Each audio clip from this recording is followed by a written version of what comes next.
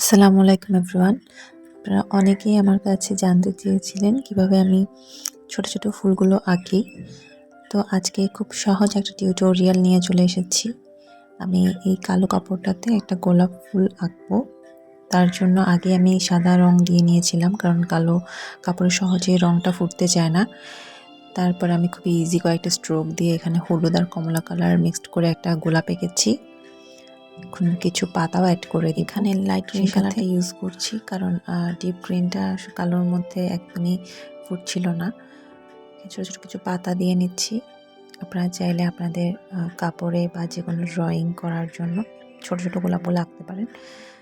এখনও রঙটা শুকায়নি, তাই খুব ভালোভাবে বোঝা যাচ্ছে না স্ট্রাকচারটা। যখন এটা শুকিয়ে যাবে আর একটা আউটলাইন করার পরে এটা আরও বেশি ভিজিবল হবে। তো আজকের জন্য ছোট টিউটোরিয়ালটা আপনাদের যদি ভিডিওটা ভালো লেগে থাকে তাহলে অবশ্যই জানাবেন কমেন্টস করে। পরবর্তীতে আমি আরও ভিডিও দেওয়ার চেষ্টা করব।